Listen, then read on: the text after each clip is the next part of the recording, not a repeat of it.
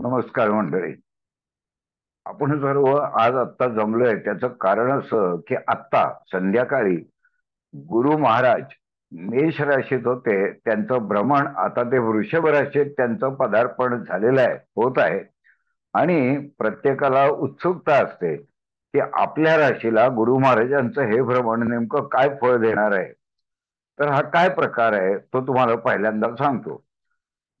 एखादा ज्योतिषी जेव्हा राशी भविष्य सांगतो तेव्हा त्याचं कारण असं असतं की त्याला तुमची पत्रिका माहीत नसते, पत्रिकेतलं लग्न स्थान ज्याला म्हणतो ते माहीत नसतं, ग्रहस्थिती माहीत नसते. मग तो सिंगल रेफरन्स पॉइंट घेतो, तो म्हणजे तुमची चंद्राची रास. आणि चंद्र राशीचा सिंगल रेफरन्स पॉइंट घेऊन जे भाष्य केलं जातं ते सुद्धा विशिष्ट ग्रहाबद्दल, त्याला म्हणायचं राशी भविष्य. त्याला मर्यादा किंवा त्याचा एका ठिकाणी फायदा असा होतो की समजा तुमचं लग्न, पत्रिकेतलं लग्न आणि रास एकच असेल तर युनिफाईड ऍक्शन होत असल्यामुळे तुम्हाला ते जास्त लागू पडतं. लग्नाकडूनही तशीच ग्रहस्थिती आणि चंद्राकडून तर जास्त लागू पडतं. त्या उलट जेव्हा तुमचं लग्न आणि रास भिन्न असते, ती बहुतेकांची भिन्नच असते, भिन्न असते, तर तुम्हाला कोलॅबोरेट करावं लागतं की राशीकडून असलेला गुरु मी लग्नाकडून कितवा आहे हे बघून त्याला थोडं सपोर्ट करेन किंवा त्याला विरोध करेन. म्हणजे कोलॅबोरेट करणारे एव्हिडन्स सापडतील किंवा कॉन्ट्राडिक्ट करणारे एव्हिडन्स सुद्धा सापडतील. हे तपशिलातला विषय आहे, तो राशी भविष्यात कोणी हाताळत नाही. आपली ही जी मर्यादा आहे की तुमच्या पत्रिकेची चंद्ररास हा सिंगल रेफरन्स पॉइंट घेऊन गुरुग्रहाचं सिंगल जे प्रमाण आहे, त्याचं जे गोचर आहे त्याचा रेफरन्स घेऊन आपण काही भाष्य करणार आहोत. तर मला वाटतं आपण मेष राशीकडून सुरुवात करूया आता. ज्यांची मेष रास आहे त्यांना काय अनुभव येईल आता की पुढचं वर्षभर गुरु वर्षभर एका राशीत असतो. तो मध्येच कधीतरी वक्री झाला वेळा तो घडत तपशिलातला आहे, तो आता आपण नको बघूया. पण तो एक वर्ष तिथे आहे, वृषभ राशीत आहे. तर ज्यांची मेष रास आहे त्यांनी अर्थप्राप्तीचे सोर्स नव्याने शोधायला हरकत नाही. एक, ते सोर्स त्यांनी असे शोधावेत की जे इझी मनी, म्हणजे आपण म्हणतो की कष्ट नाही घेणार, कष्ट घेऊन मी जे गोष्टी करतोय त्यातला सोपा भाग, इझी भाग, पटकन प्रतिसाद देणारा भाग मला मुद्दाम हाताळायचा आहे. लक्षात घ्या मी काय सांगतोय. मेष राशीने काय करायचं आहे की मी करत आलोय, मेहनत घेतो, मला पैसे मिळतात. मग आताच भ्रमण मला असं वापरायचं आहे की त्यात मी असं काय टेक्निक वापरेन, मी त्यात असा काय बदल करेन की मला सोपेपणाने पैसे मिळतील. तुम्हाला ऐकून नवल वाटेल की कठीण मेहनत घेऊन जे पैसे मिळत होते ते त्याच पद्धतीने आता नाही मिळणार. त्या उलट सोपेपणाने मार्ग हाताळले तर तुमच्या असं लक्ष येईल की मेहनतही कमी झाली आणि पैसाही जास्त मिळाला. आपण असं उगाच समजतो खूप मेहनत घ्यायची नाही. तो गुरु असं सांगतोय की आता मेहनत घेऊन जे फाउंडेशन निर्माण केलंय त्यात टेक्निक बदल, सोर्स बदल, तुझी धारणा बदल, तुझा दृष्टिकोन बदल आणि त्यातलं सोपेपणाचे एलिमेंट उचल. हा एक भाग. समजा एखादा म्हणाला की मेष राशीचा माणूस म्हणाला की मला काय आता माझं वय नाही पैसे मिळणार, तुम्ही काहीच करत नाही. मग त्याच गुरुचा वापर करून त्याने कुटुंबाची आपल्या बांधणी करावी. कुटुंबात कुठे देव नाव आहे, नात्यांमध्ये, कुटुंबामध्ये, तर तू अँकरिंगची भूमिका अँकर म्हणून काम करू शकशील. तुझ्या बोलण्याला एक प्रकारचं वजन असेल, तुझ्या बोलणं आशीर्वादपर असेल, तुझ्या शुभ बोलण्यामुळे कुटुंब एकत्र जोडलं जाईल. पण तो माणूस म्हणेल की हे सगळ्यांना जमेल का? नाही. तर ज्यांचे गुरु बुध असे ग्रह पत्रिकेत बलवान आहेत ते हा रोल मेष राशीची माणसं उत्तम करतील. आणि त्याच्यामुळे तुम्हाला जेव्हा वृषभीत गुरु गेलाय तेव्हा मेष राशीने तिसरी गोष्ट करावी, शक्यतो जे काही बोलायचं आहे कोणाही बद्दल ते शुभ बोलावं. शुभ, आशीर्वादपर.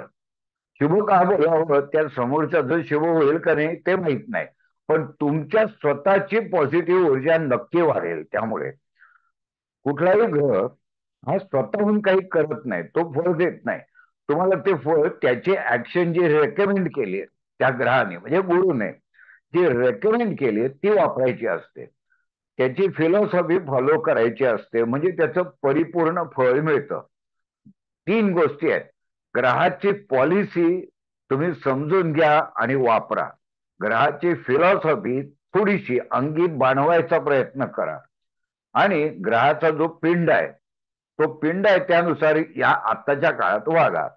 तर हे तीन घटक ज्यांना जमले त्यांचं 1 वर्ष गुरुच्या भ्रमणाचं उत्तम जाणार आहे, सुखवस्तू जाणार आहे, समाधानाचं जाणार आहे, कौटुंबिक सौख्याचं जाणार आहे, आणि त्यासाठी तुम्ही प्रयत्न करावेत असं मी मेष राशीला सल्ला देईन. म्हणून जी तुम्हाला काही मेष राशीत काही ऍड करायचं आहे बघा. नाही, तो मेष राशीला तो दुसरा येतोय, तर त्याच्यामुळे धनप्राप्तीचे मार्ग त्याच्याकडे विशेष लक्ष आहे. अर्थात प्रत्येकाने ते भ्रमण वापरायचं कसं ते त्यांच्या इंडिव्हिज्युअल पत्रिकांवरून ठरवायचं असतं. पत्रिकेतील मूळ पत्रिकेतील गुरुची काय स्थिती आहे, म्हणजे त्याला कोणची माती, कोणत्या भावाची माती त्याला चिकटलेली आहे, त्यानुसार ते आणि तो मूळ पत्रिकेतील गुरुला हा गुरु कितवा आलाय याच्यावरून सुद्धा बऱ्याचशा गोष्टी ठरत असतात. म्हणजे फॉर एक्झाम्पल तुमचा मूळ गुरुला हा गुरु 8वा आला असेल, मेष राशीला हा गुरु तसा दुसरा येतोय, पण मूळ पत्रिकेतील गुरुला हा गुरु जर 8वा आला असेल तर 8वा म्हणजे निषिद्ध धन आणि दुसरा म्हणजे इझी. ते इझी निषिद्ध धन असा त्या तरंगांचा अर्थ होतो. कारण 8 हा आकडा अष्टमस्थान हे निषिद्ध धन म्हणजे बेसिकली त्याला आपण आधीच्या काळात ब्लॅक मनी असं म्हणायचं होतं, पण इनफॅक्ट शेअर मार्केटच्या इन्कमला सुद्धा निषिद्ध धन असं कन्सिडर केलं जायचं. तर या दोन्ही गोष्टी तुम्हाला जोडता आल्या पाहिजेत. एक, तुमच्या राशीला तो गुरु कितवा आलाय. दुसरी गोष्ट, मूळ गुरुला तो गुरु कितवा आला आहे. मूळ गुरुला तो गुरु कितवा आला आहे याच्यावरून त्याची तरंगांची क्वालिटी ठरणार आहे. बरोबर. राशीला कितवा आला त्याच्यावरून तुमची मानसिक ग्राह्यता काय असणार आहे या गुरुची ते ठरणार आहे. आणि तो तुमच्या कुठल्या स्थानातून जातोय, ती मानसिक ग्राह्यता आणि ते तरंग प्रत्यक्षात घटना कोणती घडवणार आहे, मॅनिफेस्टेशन ऑफ इव्हेंट, हे लग्न कुंडली ठरवणार आहे. सो असं त्याला एक एकत्रितपणे त्याचा अभ्यास करून केवळ तो मेषला दुसरा आलाय यावर फोकस न करता या दोन्ही बाबींचं सायमल्टेनियसली, आता बहुतांश लोक ते ज्योतिष अभ्यासक आहेत, त्याच्यामुळे मी थोडेसे अजून दोन खोलात ते बरोबर. धागे सांगितले. अगदी बरोबर. सर्वसामान्यांसाठी हे लागू पडत नाही, पण आपण ज्योतिष अभ्यासक आहोत म्हणून तुम्हाला ह्या 4 गोष्टी अजून डिटेलमध्ये सांगितल्या. आपण जे राशीभविष्याचा विचार करतोय ना तो तुम्ही सल्ला देणार आहात लोकांना या अर्थाने करतोय, आणि म्हणून तो लग्नाकडून बघितला पाहिजे, चंद्राकडून तर बघतोच आहोत आपण, आणि मूळ ग्रहाकडून बघितला पाहिजे. हे तीन धागे त्याला जोडले जातात. आणि मग जर वेगळाच अभ्यास असेल तर त्याची इतर पॅरामीटर्स, आता धन इझिली पैसा मिळवा, खरंच द्वितीय आणि षष्ठ स्थान काय सांगतात असा विचार करता येईल. पण राशी भविष्याची मर्यादा सांभाळून आपण पुढच्या राशीकडे जाऊया. वृषभ राशी आहे, त्यांना हा भ्रमण कसं जाईल, तर त्यांनी एक गोष्ट लक्षात ठेवायची की आपल्यातल्या चांगलेपणाचा त्यांनी आढावा घ्यायचा पहिल्या दिवशी. पाहिजे तर तो चांगलेपणा, आपली गुणवत्ता लिहून काढायची कागदावर. हा, म्हणजे आणि असं ठरवायचं की माझ्यातले चांगले गुण वापरण्याची क्षेत्र, वापरण्याचे प्रसंग मी प्रामुख्याने हाताळेन. जिथे मला माझ्यात ती गुणवत्ता नाही तिथे मी मागे राहीन. व्यक्तिमत्व प्रधान, गुणवत्ता प्रधान असं तुमचं वर्तन पाहिजे या वर्षी. हा, उगाच अतिरेक करू नका, चांगलेपणाचा अतिरिक्त आव आणू नका. चांगलेपणा आहे तो वापरा, पण खोटी आश्वासनं देऊ नका. खोटी आश्वासनं काय होतील, अंगलट येतील. अंगलट हा शब्द मी का वापरतोय, तो प्रथम स्थानात येतोय, तुमच्या तनुस्थानी येतोय. त्यामुळे गुरुचं अधिक्य आहे, गुरुचं चांगलेपण आहे, गुरुची सकारात्मकता आहे, पण सकारात्मकता सुद्धा अतिरेक झाला तर वाईट ठरते. एका साधू संतांनी सांगितलंय की गरजेपेक्षा अतिरिक्त अशी प्रत्येक गोष्ट विषासमान असते. तो तुमच्या गुणवत्तेला पॉयझन नका करू, एवढी काळजी घेतली तर वृषभेची माणसं व्यक्तिमत्वाला त्यांच्या वजन प्राप्त होईल, समाजातली प्रतिष्ठा वाढेल. तुम्ही तसं करत असाल तर समाजातली प्रतिष्ठा वाढेल, तुम्हाला समाधान मिळेल. तुम्ही म्हणाल की छान, यावर्षी माझी गुणवत्ता, माझं पोटेन्शियल मी छान वापरलं. पोटेन्शियल छान वापरणं तुमच्या हातात आहे, त्याचं नेमकं काय होईल ते भगवंताच्या हातात आहे. आणि म्हणून लग्नी जेव्हा तनु पहिल्या राशी जेव्हा गुरु येतो, तुमची वृषभ रास आहे, तेव्हा तुमच्या मनाला एक खंबीर असा नांगर टाकल्यासारखी भूमिका तो गुरु करतो. आणि तो म्हणतो आस्ता व्यस्त धावायची गरज नाही, तुझ्याकडे आहे ते लाख मोलाचं आहे, ती बंद मुठ्ठी आहे लाख मोलाची, आता उघडण्याचा हा कालखंड उद्यापासून चालू होतोय, असा त्याचा अर्थ आहे. आणखीन काय म्हणत सर सांगता येईल वृषभ राशीला? वृषभ रास ही आपल्या सर्वांना माहिती आहे, कर्क ही पोषणाची रास आहे आणि वृषभ ही पुष्टतेची रास आहे. तर पुष्टता म्हणजे जर तुम्ही आपल्यातला चांगलेपणा व्यवस्थित शोधला आणि त्याचा वापर केला तर मन तुमचं शांत राहील. खाल्लेलं अंगी लागण्याचे हे दिवस आहेत. पुष्टता जास्त याची शक्यता असते. वृषभ राशीमध्ये जेव्हा गुरु येतो, तनुस्थानावरूनच आपण ते बघतोय. गुरु हा आधिक्य देणारा आहे आणि वृषभ ही पुष्टतेची सौष्ठवाची रास आहे. तर त्याच्यामुळे तिथे आलेला गुरु तुम्ही चांगलं खाऊन ती सौष्ठवता चांगल्या पद्धतीने वापरायची आहे बेसिकली. त्याच्यामुळे त्याला थोडीशी व्यायामाची जोड दिली तर तुम्ही खाल्लेलं लवकर जे काही तुमचं डायजेशन आहे तर न्यूट्रिशन तुम्हाला लवकर मिळणार आहे या काळामध्ये. त्याच्यामुळे तुम्ही त्याला थोडासा व्यायामाची जोड दिली तर हा वृषभेचा गुरु वापरून तुम्ही काय तुम्हाला सिक्स पॅक वगैरे पाहिजे असतील तर सर्व काही मिळवण्याचा हा काळ आहे असं तुम्ही म्हणू शकता.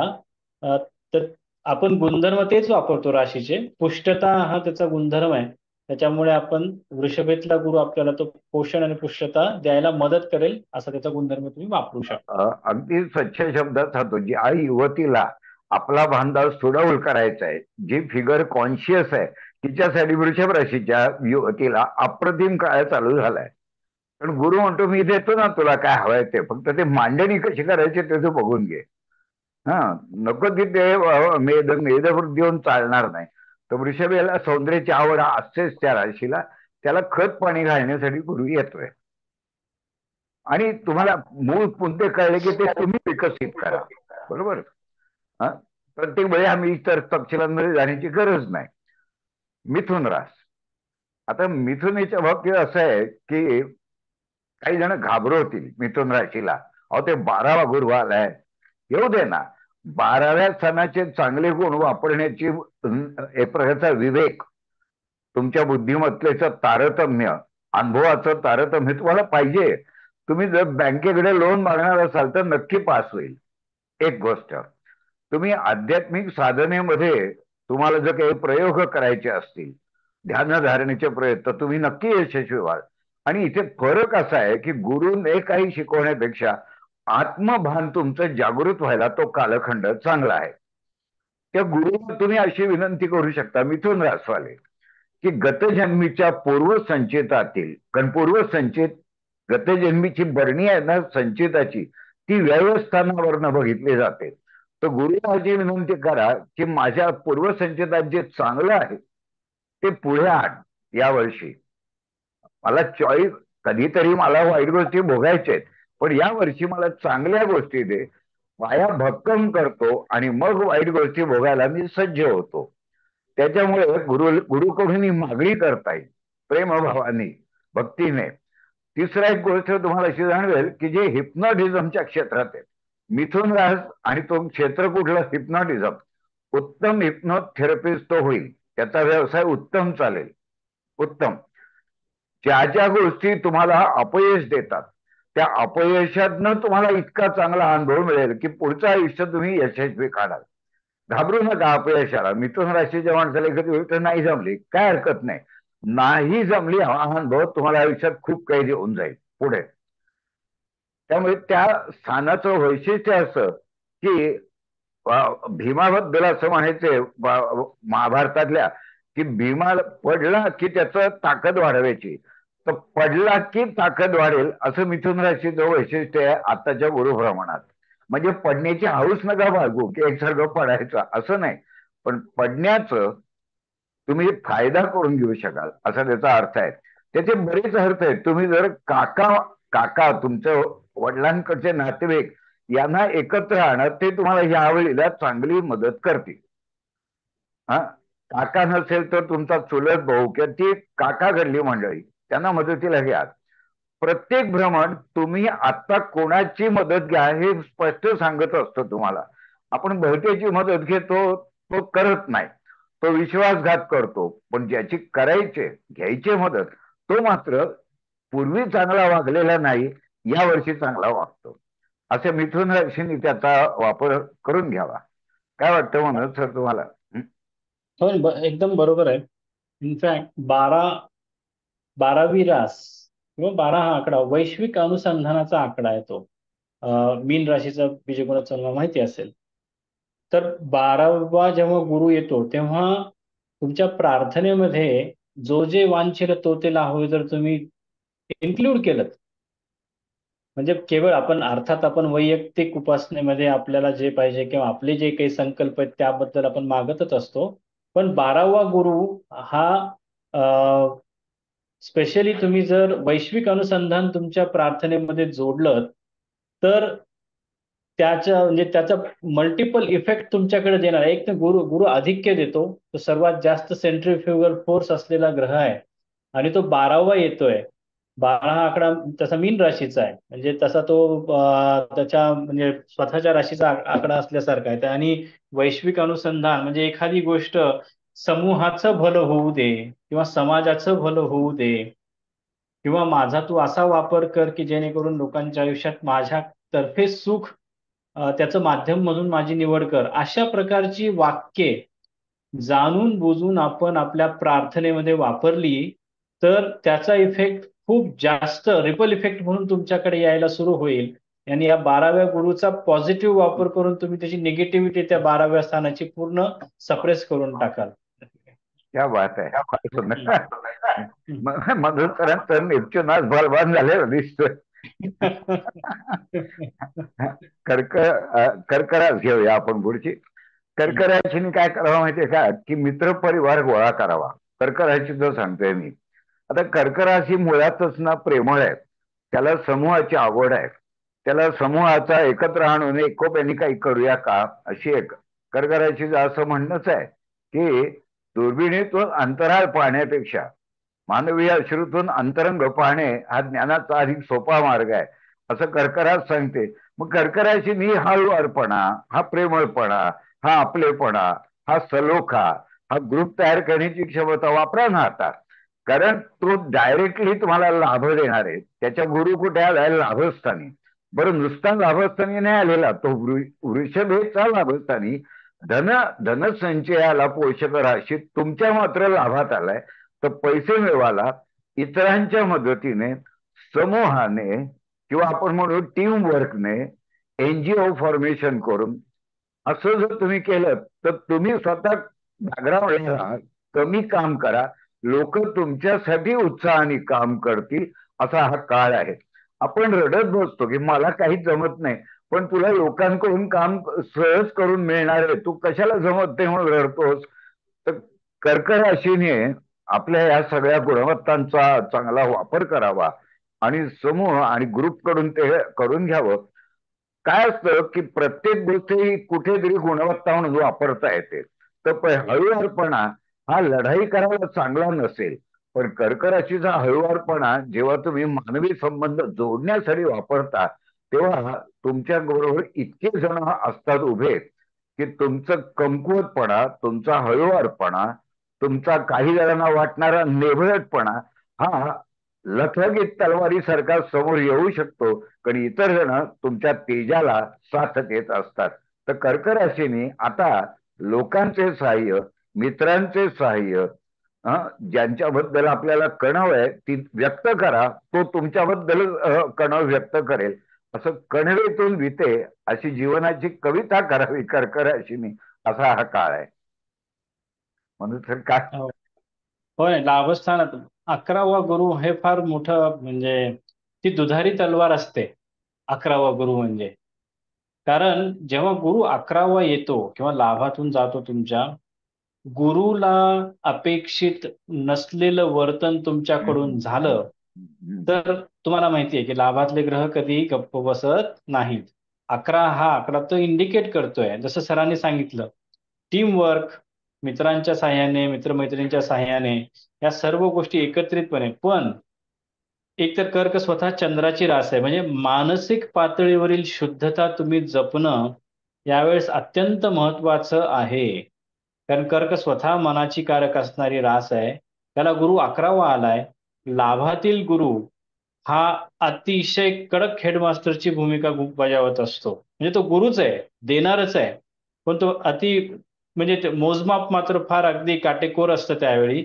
त्याच्यामुळे मानसिक पातळीवर एखाद्याच्या बद्दलचा द्वेष, मत्सर, कटुता, ईर्ष्या, राग या सर्व गोष्टी तुम्हाला तो आरसा म्हणून दाखवेल. बघ तू थोडासा, म्हणजे कित्येक वेळा तुम्हाला असा अनुभव येतो, ऍक्च्युली बऱ्याच जणांना येतो, की आपण दुसऱ्यांबद्दल काहीतरी चुकून रागाच्या भरात बोलतो आणि एक दोन दिवसानंतर अशी तशीच घटना आपल्याला हिटबॅक करते, अगदी सिमिलर. असं बऱ्याच जणांच्या अनुभवास आलेला आहे. तर ते होण्याचा काळ म्हणजे जेव्हा गुरु 11वा आलेला असतो. कारण तुमच्याकडून आलेली एखादी निगेटिव्ह रिॲक्शन फार पटकन रेसिप्रोकेट करून देतो गुरु त्यावेळी. कारण तो लाभात आलेला आहे म्हणून. त्याच्यामुळे कर्क राशीतल्या लोकांनी मानसिक सुचिरभूतता अगदी काटेकोरपणे पाळावी. बाकी तशी ती रास प्रेमळ आहे, सोज आहे, जलतत्वाची आहे. तरी सुद्धा त्या जलतत्वामध्ये कुठलाही गढूळपणा येऊ नका. जेणेकरून हे 11वं गुरुचं भ्रमण तुम्हाला खूप काही लाभ देऊन जाईल आणि ते चांगलेच असतील. बरोबर. या कर्क राशीला एक धोका आहे, तो सांगतो, कारण फक्त चांगलं चांगलं सांगून नाही चालणार. तो हम्म. वृषभेतला गुरु आलाय, तो शुक्र प्रधान झालेला असतो. तर गुरुला ती शुक्र प्रधानता अजिबात मान्य नाही. आपण जे असं विचित्र वाक्य बोलतो ना ज्योतिषात, की गुरु शुक्र शत्रू आहेत, तसं नाही येते. गुरुची फिलॉसॉफी वेगळी आहे, हा, भक्तीची आणि शुक्राची प्रणयाची आहे. तर तो असं सांगतोय की लाभस्थानीचा शुक्राचा वापर जर वाढवला तर गुरु अतिशय वाईट फळ देतो. लाभात ज्यांच्या गुरु आहेत, गोचरीने किंवा प्रत्यक्षात, त्यांनी जर का अनैतिक वर्तन केलं तर गुरुच्या फिलॉसॉफीला छेद जातो आणि लाभाच्या ऐवजी लाभाची हानी तो करायला लागतो. आणि लोक मात्र असं म्हणतात, स्थानहानी करीतो जीवा. ते खरं नाहीये. गुरुची फिलॉसॉफी नाही फॉलो केली तर मात्र तो तुम्हाला विपरीत फळ देईल. म्हणून वृषभेचा गुरु आहे अनैतिक, किंवा ज्याला आपण म्हणतो की बाहेर ख्यालीपणा बदपेल, तेव्हा आपण कर्कराशीचा तो गुण नाहीच आहे मुळात. पण वापरला तर तो गुरु वाईट फळ द्यायला सुरुवात करेल. मग म्हणाल की पहिले 6 महिने चांगले जात होते, मग तू अनैतिक वागलास म्हणून तो त्रास होऊ लागला. हा धोका आहे तो. आणि यावर्षी, म्हणजे अन्य वर्षी वागावा असा अर्थ नाही, पण यावर्षी त्यांनी तसं वागू नये, त्यांना ती परवानगी नाही, असं लक्षात ठेवा. सिंहरास. हम्म. सिंह राशीचं काय आहे, ते आपल्या कर्तृत्वावर खूप विश्वास ठेवतात, मुळातली सिंहरास. आता गुरु 10वा आलाय, म्हणजे ते कर्मप्रधान झालेले आहेत. कर्मप्रधान. ते काय म्हणतील की कशाला देव देव करता, मी मेहनत घेईन, मी कष्ट घेईन, माझी गुणवत्ता वापरेन, मी लोकांना इम्प्रेस करेन, चांगली गोष्ट आहे ना. पण तो गुरु आहे शेवटी. तो दशम स्थानात येऊन सांगतो की सामर्थ्य आहे चळवळीचे, तू जरूर कर. सिंह राशीच्या माणसाला सामर्थ्य आहे चळवळीचे, जो जो करील तयाचे, परंतु ते ईश्वराचे अधिष्ठान पाहिजे. तो गुरु सांगतोय तुझ्या कर्माला जर झळाळी यायला हवी असेल, तुझं पोटेन्शियल वापरलं जायला हवं असेल, त्याचं जास्तीत जास्त चांगलं फळ मिळायला हवं असेल, तर ईश्वराचा संकल्प कर, त्याचा अधिष्ठान दे आणि त्याच्यावर उत्तुंग भरारी मार. सिंह राशीचा तो मुळातला गुण आहे. त्यांना सन्मान आवडतो, सन्मान मिळेल, पण सन्मान तुझा नसून तो ईश्वरी तत्वाचा आहे, असं लक्षात ठेव. आणि मग तुला त्या सिंह राशीचे गुण वापरून या वर्षी दशमातले गुरु नोकरी शोधताय, नक्की मिळेल. पण नोकरीमध्ये सिंह राशीचा आगाऊपणा नको. हा, समोरच्याला काहीच कळत नाही इंटरव्ह्यू घेणाऱ्याला, असं नको. सिंह राशी थोडी सबड्यू करा.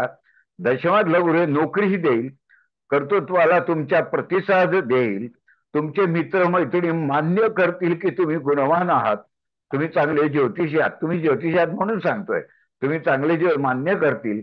परंतु मान्यतेनंतर सिंह राशीचा फणा नका काढू की तू कौतुक करतो त्याही पेक्षा मी ग्रेट आहे, नको. तो म्हणतोय ना तू चांगला आहेस, चांगलेपणाला हा शांतपणे प्रतिसाद द्या. विनयशीलता वगैरे दाखवता येत नाही सिंह राशीला, परंतु कमीत कमी आणखीन काहीतरी वेगळं बोलू नका. अतिरिक्त अग्रेसिव्ह भूमिका टाळली तर हे वर्ष सिंह राशीला आर्थिक लाभाचं आणि कर्तृत्वाला झळाळी आणणारं नक्की जाईल. वडिलांशी संबंध तुम्हाला जर सुधारायचे असतील तर आता बोला त्यांच्याशी, संवाद साधा. गुरु हा संवादाचा कारक आहे आणि दशमात तो आलाय तर वडिलांशी वडील धाऱ्यांशी असं म्हणू आपण, फक्त वडील नाहीत. एखाद्याचे वडील हयात नसतात तो म्हणतो आता कोणाशी बोलायचं, कोणाशी बोला वडीलधाऱ्या माणसाची. कारण तो त्याची गुणवत्ता त्याचं क्वालिफिकेशन तुमच्या पाठीशी उभं करेल जर तुम्ही वडीलधाऱ्या माणसांची गुरु तत्वाप्रमाणे बोललात तर. असे एवढे फायदे सिंह राशीने घ्यायला हरकत नाही. काय हरकत हो, नाही. बरोबर. नाही, दशमातला गुरु अर्थातच तुमचा धनत्रिकोण ऍक्टिव्हेट करतो. आपण जरी चंद्र रास पकडून नाही बोलतो तरी त्याची दृष्टी धनस्थानावर 5वी पडते, समोर पडते चतुर्थावर, आणि परत षष्ठ स्थानावर पडते 9वी दृष्टी. त्याच्यामुळे अर्थातच अर्थ प्राप्तीसाठी हा गुरु नक्कीच खूप मदत करेल. अजून एक त्याचा वापर करता येईल. 10वं स्थान हे डॉक्टरांचं स्थान असतं, असं आपल्याला सरांच्या बऱ्याचशा व्हिडिओमध्ये आपण ऐकलं असेल. तर गुरु तिथे येणं आणि तो वृषभ राशीत येणं, आणि जर तुम्ही एखादा डॉक्टर हुडकत असाल एखाद्या व्याधीसाठी, तर वृषभ ही स्त्री तत्वाची रास आहे. आणि गुरु तिथे एक तुम्हाला चांगला डॉक्टर मिळण्याची शक्यता वाढलेली आहे, कारण तिथे एक तर स्वतः गुरु महाराज. तर असलेल्या पर्यायांपैकी स्त्री डॉक्टर तुम्ही निवडावी असं त्याचं इंडिकेशन आहे बेसिकली. म्हणजे आरोग्याच्या बाबतीमध्ये जर तुम्ही आता कसं आपण आहे, गुरु काय करेल इथून आपण प्रवास सुरू केला, पण गुरुचा वापर मी कसा करायचा इथे आपण प्रवास संपवतो आहोत. तो दशमात गुरु आलाय, तो वृषभ राशीचा आहे. दशम स्थान हे डॉक्टरांचं स्थान आहे, आणि मी जर आता कुठला डॉक्टर हुडकत असेन कुठल्या एखाद्या कन्सल्टेशनसाठी, तर वृषभेतला गुरु म्हणून मी एक फिमेल डॉक्टर्सला जास्त पसंती द्यावी, कारण ते बरोबर येण्याचं म्हणजे त्या डॉक्टरची काय जी पॅथी लागू होण्याची शक्यता सध्या गुरुने वाढवलेली आहे. असा त्याचा वापर सुद्धा आपण प्रोएक्टिव्हली करू शकतो. त्यांनी काही करायच्या आधी आपणच त्याची टेंडन्सी जर व्यवस्थित वापरून घेतली तर त्याचा फायदा आपल्याला जास्त करून घेता येतो.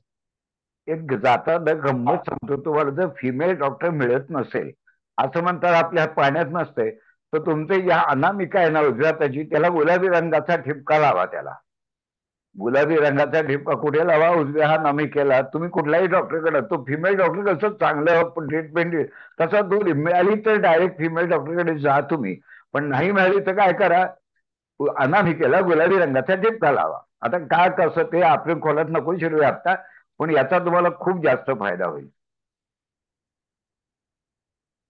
आता कन्या रास घेऊया आपण. कन्या राशी काय माहिती का, एक तर ती मुळात स्वतः चिकित्सक राशी आहे.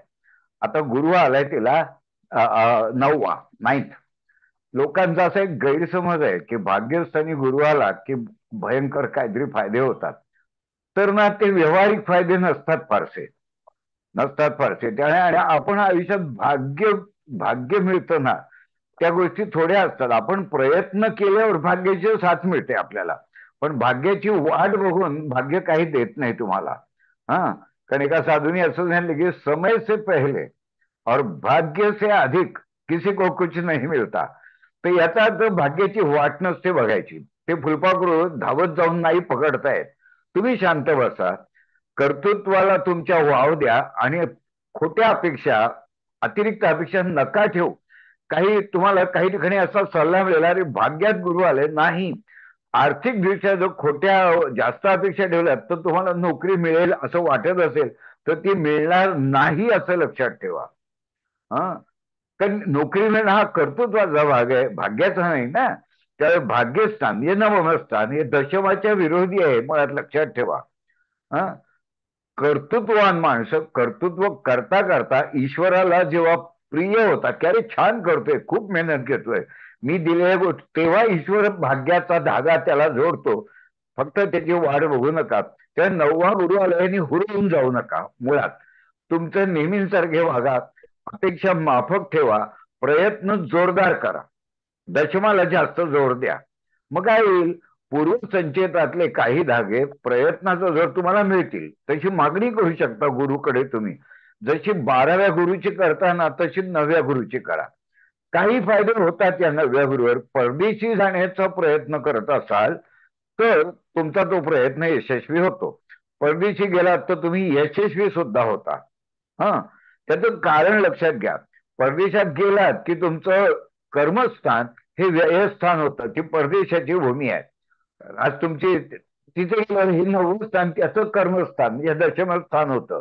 म्हणजे तुम्हाला जर का असं वाटलं की भारतात राहून यावर्षी मला काही फारशी हालचाल होत नाही, तर परदेशाची संधी आली तर नक्की घ्या. ती येऊ सुद्धा शकते त्या नव्या गुरुवर. त्याचा अर्थ हुरळून जाऊ नका, नॉर्मल वागा, नॉर्मल तुमचं बिहेवियर पॅटर्न ठेवा, कर्म नॉर्मलीच करा, कर्माचा जोर वाढवा, अपेक्षा नका वाढवू, असं कन्या राशीला मी सल्ला देईन. आणि तो पाळला तर त्यांनाही तो गुरु खूप चांगल्या प्रकारे वापरता येईल. बोला तुम्ही, म्हणून तुम्हाला काय ऍड करायचं? हो न, म्हणजे नववा गुरु अर्थातच परदेशी गमनासंबंधी काही घटना तो घडवू शकतोच. त्याच सोबत नववं स्थान हे धर्माचं स्थान सुद्धा मानलेलं आहे. काही धार्मिक स्थळांना तुमची भेट घडणं अपेक्षित आहे, किंवा जाणून बुजून तुम्ही ती द्यावी. कारण आता तिथे गुरु महाराज स्वतः येऊन बसलेले आहेत, तर ते म्हणजे त्याचं पुण्य तुम्हाला अधिक पटीने देतील, कारण गुरु हा आधिक्याचा कारक आहे. त्याच्यामुळे नवव्या गुरुच्या भ्रमणामध्ये तुम्ही काही धार्मिक स्थळांना भेटी देणं खूप चांगलं तुम्हाला लाभदायक ठरू शकतं. त्यात मला एक गंभीर अनुभव असायला की ज्यांचा केतू असतो ना भाग्यस्थानी, म्हणजे आता या केसमध्ये वृषभ राशीत तो चंद्राला का होईना भाग्यात आलाय, त्यांना तर तीर्थक्षेत्री गेल्यावर घरी परत आल्यावर आठवड्याभरात चांगली बातमी नेहमी कळते. केतू पाहिजे. केतू आध्यात्मिक ऊर्जेचा, तरंग शक्तीचा कारक आहे. तुम्ही जाता तिथे, स्थान महात्म्य असं ज्याला आपण म्हणतो, तिथे तुम्ही जाता प्रत्यक्ष. हा, तिथे काय करता पूजार्चा याला कमी महत्व द्या. तुम्ही गेलात ना, केतू इतका स्टिम्युलेट होईल की आठवड्याभरात परत आल्यावर तुम्हाला छान गोड बातमी मिळेल. तो झाला आपण भाग्यस्थानात गुरु असल्याचा करून घेतलेला फायदा, जाणीवपूर्वक आणि विथ कॅल्क्युलेशन. मला वाटतं की आपण 6 राशी गेल्यामुळे बिल काही जणांना हात वर केले, त्यांना आता थोडस इंट्रोड्यूस करूया का, एक थोडा वेळ? हो हो, हा. चालेल.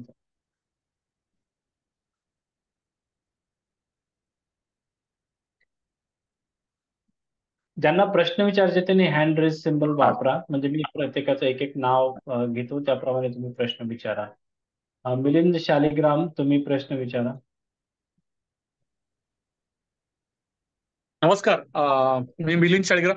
मला प्रश्न असा होता की माझी रास कर्क आहे, पण लग्न सिंह आहे.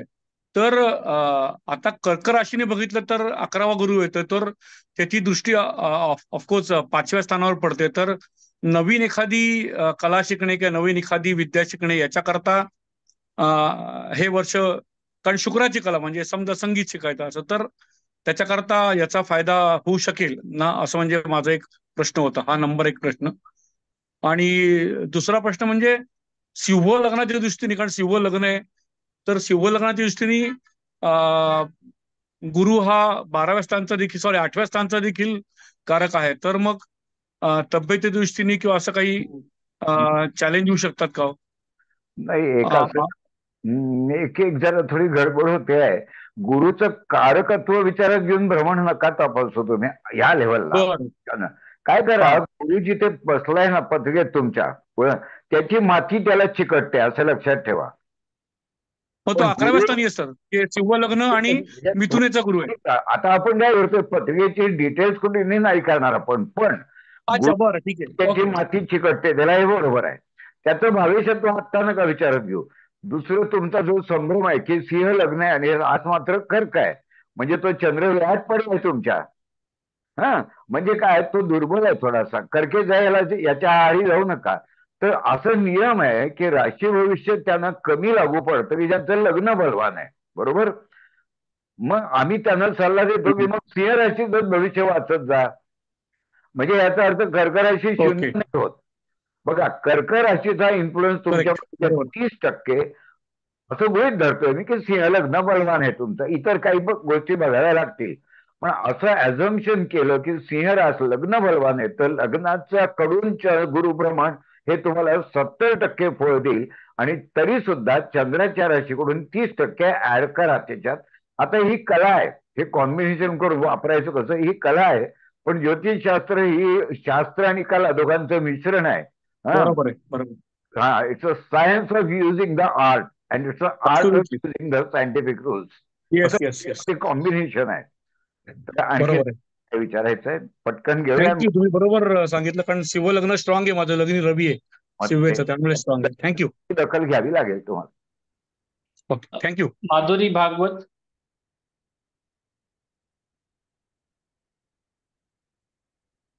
विचारा.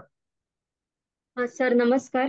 मला आता तुम्ही जे कन्या लग्नाबद्दल सांगितलं ना, की धार्मिक स्थळांना भेट देऊन आल्यानंतर केतू ऍक्टिव्हेट होतो, तर तो कुठल्याही स्थानी केतू असला तरी तो ऍक्टिव्हेट होतो का? ते मला जरा परत रिपीट करायचं. तुमच्या मूळ पत्रिकेत तो भाग्यस्थानी पाहिजे. हा हा मूळ ओके मूळ पत्रिकेत तो कुठे पाहिजे, भाग्यस्थानी किंवा चंद्रकुंडलीत तो भाग्यस्थानी पाहिजे, तरच गुरु त्याच्यावर जाईल ना. आत्ता हा ओके तो मूळ पत्रिकेत म्हणजे लग्नाकडून किंवा चंद्राकडून तो भाग्यस्थानी आहे आणि गुरु त्याच्यावर जाते, सोने पे सुहागा. ओके. मग तिथे केतू पाहिजे भाग्यस्थानात, की त्याच्यावरनं गुरु जायला हो. पाहिजे. तर भाग्यस्थानातला केतू मुळात कायमच तुम्हाला असं सांगतो की तीर्थक्षेत्री जाऊन ती तरंग शक्ती तुम्ही कॅप्चर करता, त्या स्थान महात्म्याचे गुण तुम्हाला चिकटतात आणि तुम्हाला नक्की एखादी गोड बातमी कळते. आता आयुष्याच्या कुठल्या टप्प्यावर तुम्ही त्यामुळे गोड बातमीचं स्वरूप बदलेल. मी बरोबर आहे. परंतु मी जर नोकरी शोधत असेल तर माझ्यासाठी नोकरी लागणं ही चांगली बातमी आहे, बरोबर. बरोबर. लग्न करत असेल तर लग्न जमलं ही चांगली बातमी आहे. पण तुमच्या वयाला आणि अवस्थेला पोषक व्यवस्थित तुम्ही करत असता ना करंट त्याला चांगलं फळ तो केतू देतो. असं मी शेकड्यांनी पत्रिका बघितले की ऍप्लिकेशन करून बँकेच्या जॉबमध्ये गेले, तीर्थक्षेत्री गेले सहज म्हणून, आणि घरी येऊन बघतात तो ते लेटर आपण लेटर घरी पडलं होतं. हा असं असं होतं. पण हे फक्त कन्या लग्नाला लागू होईल ना? विचारा अश्विनीजी, तुम्ही विचारा. मी मगापासून हात वर केलाय. अश्विनी देशमुख.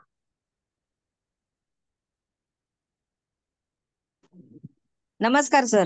नमस्कार. सर मिथुन राशीला गुरु 12वा येतोय. हम्म. मग त्याच्यामुळे माझं मकर लग्नाला गुरु केतू 9मात आहे. मग त्याला काय हे होईल? पण तुमचं आणि लग्न आहे तुम्ही का ते असं बघावं सांगितलं की लागेल ना तुम्हाला. लोकांसाठी किंवा काहीतरी करता यावं किंवा काही करावं असं मागितलं तर तो गुरु चांगलं फळ देईल. तसं नाही, तुम्हाला ठरवायचं आहे की लग्न तुमच्या पत्रिकेत बलवान आहे का चंद्रराज बलवान आहे, आणि त्यातलं 70-30% बायपार्केशन करायचं आहे. बर. आणि कॉम्बिनेशन आपला फायदा, दोन्हीकडले फायदे उचला. थोडक्यात म्हणजे लग्नाकडून जी पोझिशन आहे त्याचाही फायदा घ्या, चंद्राकडून भाग्यात आहे त्या, असं दोन्हीकडले फायदे होतात ना. जीत बी मेरी पट बी मेरी असं व्हायला पाहिजे. आणि मग गुरु केतू एकत्र असेल तर तो काय करणार? नाही नाही, 9मामध्ये भाग्यामध्ये माझा तो आ? आता तो गुरु त्याच्यावरनं जात असेल तर मग छानच फळ देईल ना तो. केतू मग अशी नियम काय सांगितला, केतू भाग्यात असेल तर उत्तम, हा.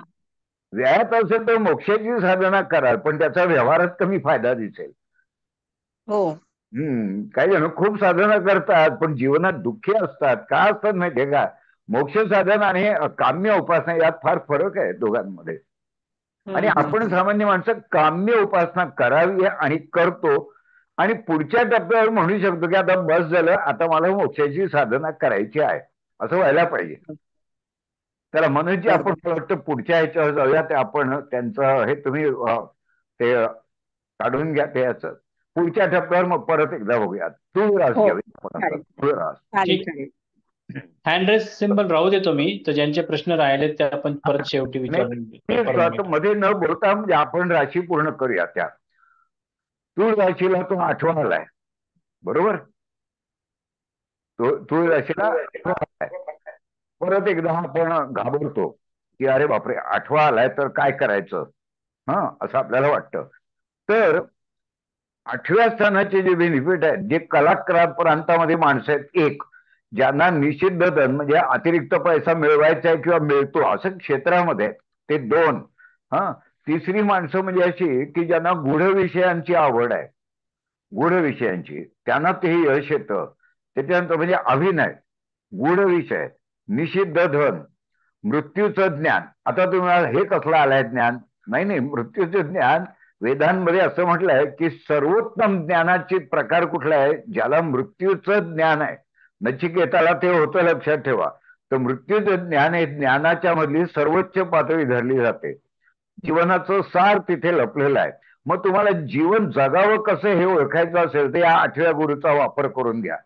आता तूळ राशीला तो करता येणं जास्त शक्य आहे, कारण ती मुळात फिलॉसॉफिकल माइंडेड राशी आहे. मुळात ती बॅलन्स्ड आहे. मुळात जीवन आणि मृत्यूचा दोलायमान अवस्था ती जाणणारी आहे.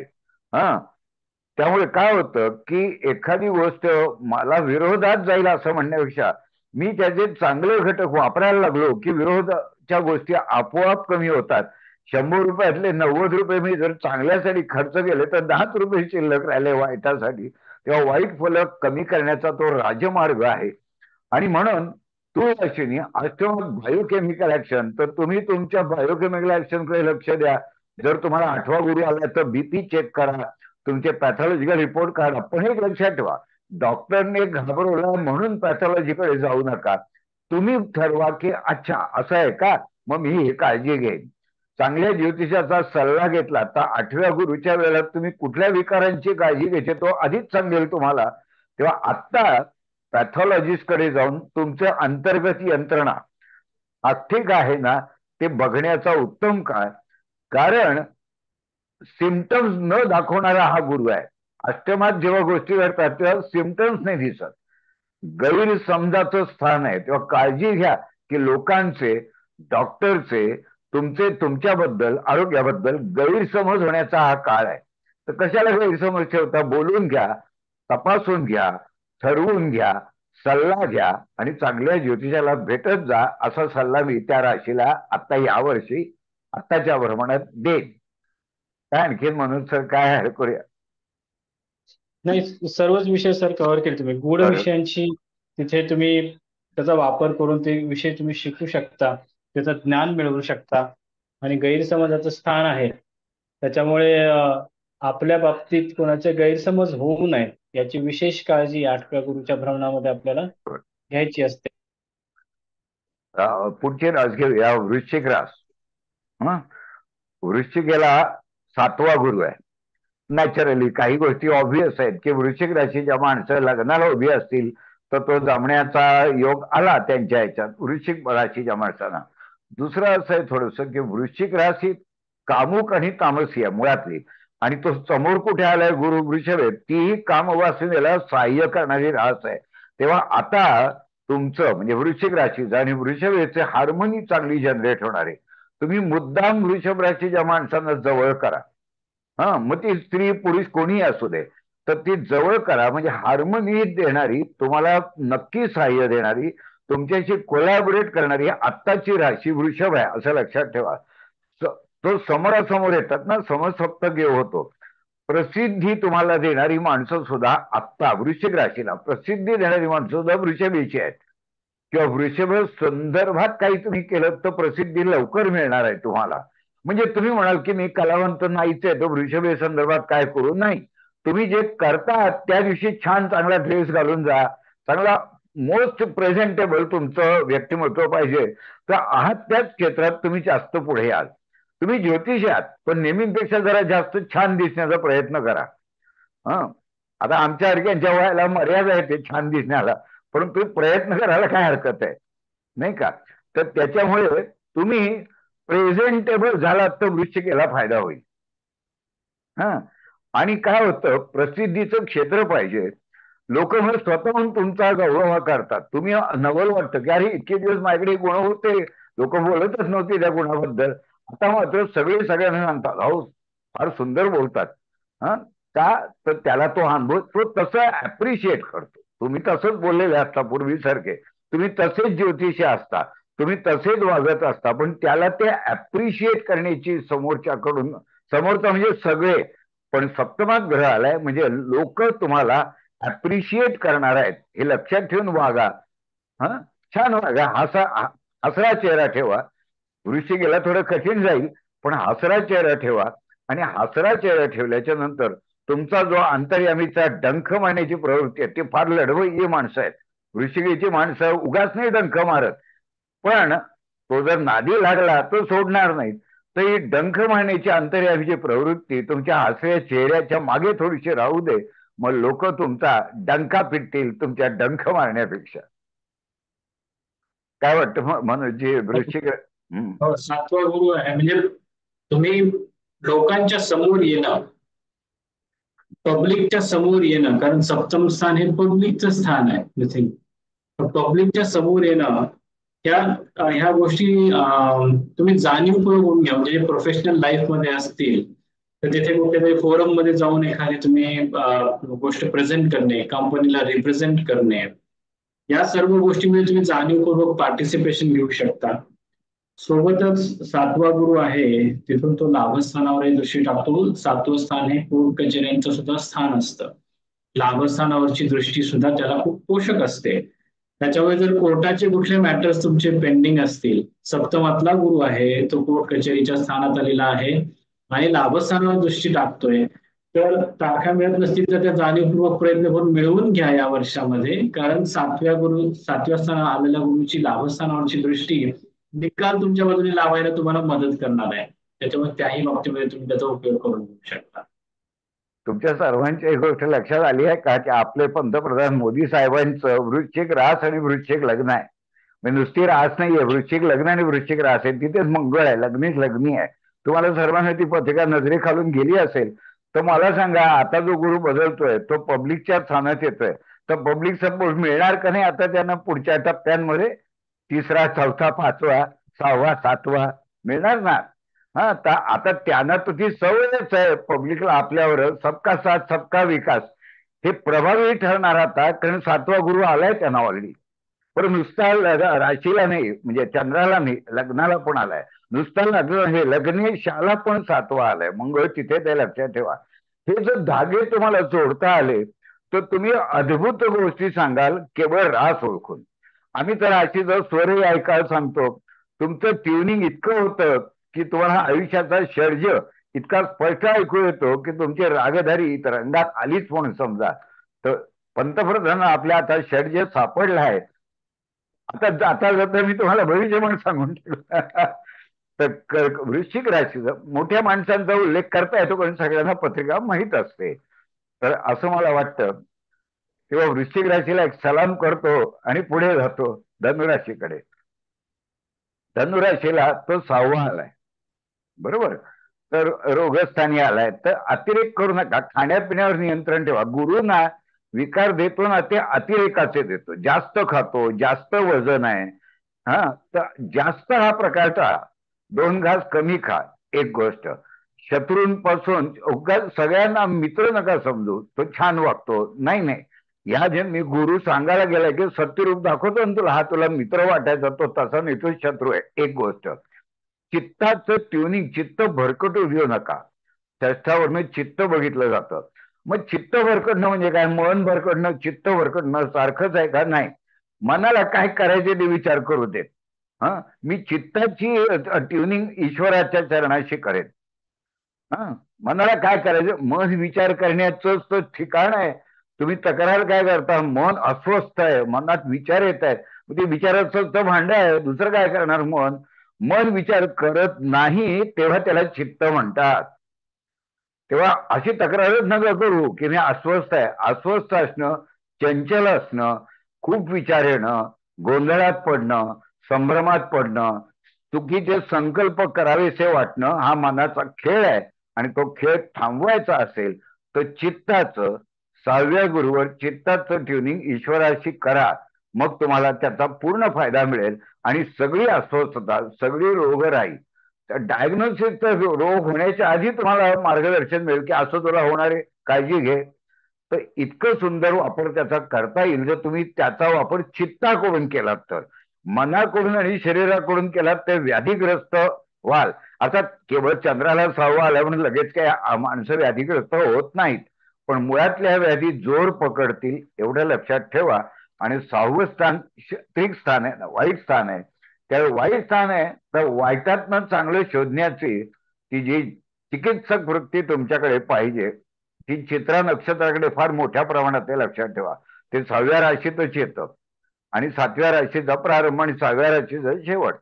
तर चित्रा नक्षत्रासारखे वागा, तर तुम्हाला चित्ताचं ट्युनिंग कसं करायचं, गुरु एखाद्या सद्गुरूंचा सल्ला घ्या की चित्ताचं काय करू मी. का असं केलं तर तुम्हाला 6वा गुरु या राशीला, धनुराशीला फारसं बाधा न आणता, विघ्न न आणता तुमचं हे वर्ष पहिलं 13वर न्यायला मदत करेल. काय म्हणून सर तुम्हाला? 6वं स्थान हे मातुल घराण्याचं सुद्धा स्थान असतं. त्याच्यामुळे मामा मावशी वृषभ म्हणून मावशी जास्त, तर यांच्यासोबत तुमचे संबंध सुधारण्याची शक्यता असते. ते बिघडलेलेच असायला पाहिजे असं नाही, पण त्याच्यातला एक हार्मोनी वाढते. तर त्याचा तुम्हाला नक्कीच त्याचं ते वाढलेल्या ते जे सुधारलेले रिलेशन आहे त्याचा तुम्ही फायदा करून घेऊ शकता. तुमचे जुने ऋणानुबंध पुनर्जीवित झाले तर एक कौटुंबिक सौख्य म्हणा, त्याच्याही प्रकारात तुम्ही त्याचा वापर करू शकता किंवा जाणीव, किंवा बऱ्याच दिवसांपासून कधी कॉन्टॅक्ट आपण त्यांच्याशी केलेला नाहीये, तर आपण जाणीवपूर्वक आता कॉन्टॅक्ट केला तर तुम्हाला रेसिप्रोकेशन मिळण्याची शक्यता जास्त आहे. त्याच्यामुळे जर ते संबंध काही कारणामुळे बिघडले असतील आधी, तर आता ते सुधारण्यासाठी हा गुरु नक्की मदत करेल, कारण गुरु हा मलमपट्टीचा सुद्धा कारक आहे. तर त्याच्यावरती मलमपट्टी करण्यासाठी हा चांगला काळ आहे. तर त्याच्यामुळे एक तर चित्ताची मलमपट्टी करा, जसं सरांनी सांगितलं की आपली साधना वाढवा, किंवा मातुल घराण्यासोबत तुमचे संबंध सुधारण्यासाठी सुद्धा त्याचा तुम्ही वापर करून घेऊ शकता. आपण ना 10वीला घेऊन मग परत एकदा तुमच्या प्रश्नांकडे आपण वळणार आहोत. तर मकर राशीला गुरु 5वा येतोय. आता आज गुरु तो 5वा येतोय. आता 5व्याचा अर्थ असा की नवीन विचार तुमच्या मनात आले तर ते इग्नोर नका करू. तुम्हाला वाटेल की हे काय होतच मनात येतं, नाही, तो सृजनात्मक विचार आहे, तो चांगला आहे, तो ज्ञानाचा आहे. प्रयोग करून बघायला काय हरकत आहे, वापर करून बघा, एक गोष्ट. दुसरी गोष्ट अशी लक्षात ठेवा की गतजन्मीचे तुमचे जे देणेकरी आहेत ना, गतजन्मीचे, ते तुम्हाला ह्या ज्या आत्ता भेटणार आहेत. मग तुम्ही असं नका म्हणू की एवढा का मदत करतो, एवढे कसं त्यांनी मला फायदा पैसे दिले, इतके माझी मागणी लगेच मान्य का केली. कारण गतजन्मी त्याने तुमच्याकडून कर्ज घेतलाय, तो तुमचा कर्जदार आहे. आणि तुम्हाला नवल वाटेल की माझा याचा काही संबंध नव्हता, आता खूपच चांगला वागतोय. मग हल्लीच्या काळात खूप चांगला वागला तरी संशय येतो माणसाला, की तर तसं करू नका. दुसरी गोष्ट अशी की संतती तुमची आहे ना, त्याला तुम्ही जास्त सल्ले देऊ नका. संततीला तुमच्या पंचमातला गुरु हानी केव्हा करतो माहितीये, स्थानहानी करतो जीवा. पंचमातला गुरु तेव्हाच हानी करतो जेव्हा तुम्ही संततीशी नको तेवढे अटॅच राहता, त्यांना ओव्हर शॅडो करता. ओव्हर शॅडो नका करू. तुम्ही टिप्स द्या त्यांना की मला असं वाटतं बाबा, बघ तुला काय वाटतं. तर अशा तऱ्हेने पंचमातला गुरु तुम्हाला तुमच्या पद्धतीने अगदी थोडक्यात सूत्र रूपात, टिप्स देण्याच्या रूपात, नवीन विचाराच्या विचार मोठा सुचणार नाही. हा, तुम्ही लेखक असाल तर लेखनाला प्रारंभ करा, तुम्ही पुस्तक लिहा, ग्रंथलेखनाला चांगला कालखंड आलाय तुमच्या, का तो तुम्ही लेखक आहातच मुळात. पंचमात गुरु आलाय म्हणून तुम्ही लेखक होत नाही, हे मुळात लक्षात ठेवा. तुम्ही असता त्याला वाव मिळतो पंचमातल्या गुरुवर, ते करायला बघा. पंचमस्थान हे शुभ स्थान आहे, अतिशय शुभ आहे. पण शुभ स्थान आहे म्हणजे मी घरी बसून मला शुभत्व मिळेल असं होत नाही. तर आता व्हायब्रेशन म्हणून सांगतो ना केवळ मी, मला माहित नाही याच्या मागे लॉजिक काय आहे. तर मकर राशीने ह्या गुरुवर शिवोपासना करावी, बिल्वपत्रांचा वापर करावा सोमवारी, असं मला वाटतं. आता हे याचा तर्क काय, याचं लॉजिक काय ते मी नंतर सांगेन कधीतरी, कारण मी जे सहज बोलतो त्याचं लॉजिक मला समजतं नंतर. हे माझ्या विचाराची एक खासियत आहे की मी सांगून टाकतोय मग लॉजिक सांगतो, ते सांगेन. पण मकर राशीने ते जरूर करावं. त्यांना 5वा गुरु आलाय, चांगलाच आहे तो, वाईट नाही येतो. पण काय म्हणतो त्याला, सद्गुणांची खाण आहेत ते स्थान. म्हणजे तुम्हाला खूप पैसा मिळेल का, खूप खूप काही नाही, पण सद्गुण गोळा करण्याचा हा कालखंड आहे. तुमच्यातल्या चांगलेपणाला फुंकर घालण्याचा हा कालखंड आहे. ते चांगलं कर्म करण्याची संधी सोडू नका. त्याने पंचम स्थान, 5वा गुरु अत्यंत चांगला स्टिम्युलेट होतो. हा, फुंकर स्वतःला चांगले पण जागृत करा. आपण आपल्यातली मानवता जागृत करा. काही वेळा आपण दान देतो ना, ते आशाने देऊ नका की त्याला गरज आहे, समोरच्याला त्याला गरज नाहीये. माझ्यातलं चांगलंपणाला मी प्रतिसाद देतोय की तू काहीतरी करशील का नाही चांगलं, अशी स्वतःच्या सद्भावनेला फुंकर घाला. खूप छान तो गुरु फळ तुम्हाला नक्की देईल. हे टिप्स असतात, ह्या वापरा. गुरुच्या तपशिलात जाऊ नका, तो छानच फळ देईल तुम्हाला. तर मला वाटतं मनोजजी तुम्ही काय ऍड करायचं तर करा, नाही तर मग प्रश्न घेऊयात सर. फार काही 2-3 हात बऱ्याच वेळा वर आहेत. आपण प्रश्न घेऊयात आणि मग शेवटच्या 2 राशी करू. तुम्ही नाव पुकारून त्यांना परवानगी द्या. अनिल अडूरकर, तुम्ही अडूरकर प्रश्न विचारा. येस सर, नमस्कार. मी अनिल आडुरकर, हडपसर पुणे येथून आहे. सर, माझं तुळ लग्न आहे आणि वृषभ राशी आहे. लग्नाकडून तो गुरु पहिला येतो आणि तो चंद्राकडून पहिला येतो आणि तो लग्नामुळे तो 8वा येतोय आणि मूळ पत्रिकेत तो वृश्चिक येत आहे, म्हणजे त्याला 7वा गुरु येतोय. तर आरोग्याच्या बाबतीत मला त्याचं कसं फळ मिळेल हे विचारायचं होतं. आणि दुसरं एक, आता मनोज सरांनी सुरुवातीला सांगितलं की पुष्टतेची रस आहे आणि खाण्यापिण्यावर कंट्रोल पाहिजे. तर तसंच झालेलं आहे माझं. गेल्या 10 वर्षापासून मला थायरॉइडचा प्रॉब्लेम होता आणि वजन वाढलेलं होतं. आणि गेल्या 3 वर्षापासून मी एका न्यूट्रिशन कंपनीशी जोडलो गेलेलो आहे आणि मी 20 किलो वजन कमी केलंय आणि 2-2.5 वर्षापासून मी ते मेंटेन ठेवलेलं आहे.